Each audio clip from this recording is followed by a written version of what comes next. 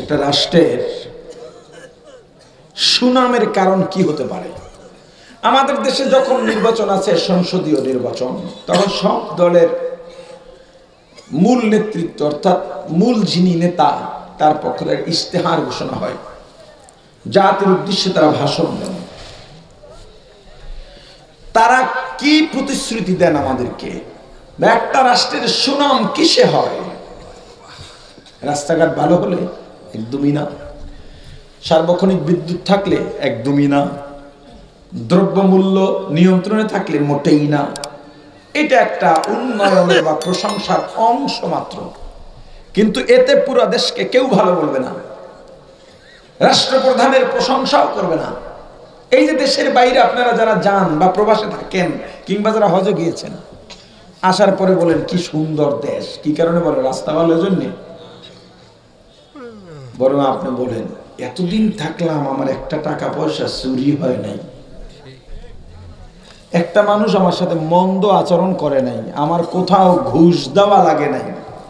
মোট কথা দুর্নীতি মুক্ত দেশ। দুর্নীতি বন্ধ হলেই দেশের সরকারের সুনাম। এজন্য প্রত্যেক দলের নেতারা ইশতেহারে বলেন আমরা সুখী সমৃদ্ধশালী দুর্নীতি মুক্ত দেশ গড়তে চাই।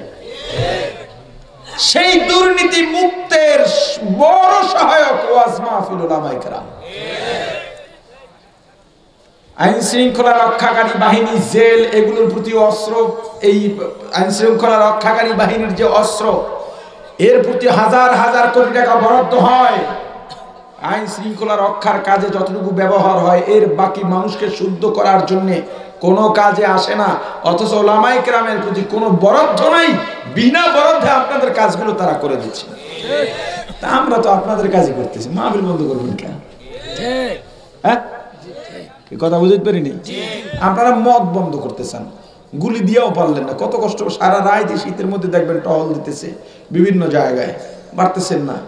আমরা তো ওইটাই করি যাতে মদ না খায় মানুষে, যাতে চুরি না করে, ডাকাতি না করে, চাঁদাবাজি না করে, হিডাই তো করি আমরা। কথা বলে না? তাহলে আমরা রজ বন্ধ করে লাভ কি? আমরা তো আপনাদের সহায়ক। বরং আমরা যদি রজ বন্ধ হয়ে যায়, মাদকাসক্ত যেমনি বাড়বে, খুনি ডাকাতি বাড়বে, থানায় বইয়েই থাকতে পারবেন না। এবার স্যার ওদিকে মার্ডার হয়েছে, দে দৌড়, স্যার ওদিকে ঝামেলা হয়েছে, দে দৌড়, স্যার ওদিকে আমার বাড়ি দখল করে, দে দৌড়, বইয়েই থাকতে পারবেন না। আমরা তো আপনাদেরকে রেস্টের ব্যবস্থা করতেছি যাতে মানুষ অন্যায় না করে। আসলে সবসময় তাগদ শোনা, ওই থানায় গিয়াও বিভিন্ন এলাকার গ্রুপিং মানুষ গিয়া নালিশ করে, ওই বক্তা যে আসতেছে সে সরকার বিরোধী বক্তব্য দেয়। আমার নামেও আপনাদের থানায় গেছে, আমি বলে সরকার বিরোধী বক্তব্য দিই। যাদের কাছে গেছে এরা তো হাসতেছে। আমি উচ্ছৃঙ্খল কথা বলি না, আমি আওয়ামী লীগও করি না, বিএনপিও করি না, এটা তো সবাই জানে। কিন্তু ওয়াজে, আমার ওয়াজের জীবনে আমার কোনো বয়ান নিয়ে আজ পর্যন্ত সমালোচনা হয়েছে বা কোনো উচ্ছৃঙ্খল বক্তব্য দিয়েছি এমন কোনো রেকর্ড আল্লাহর রহমতে নাই।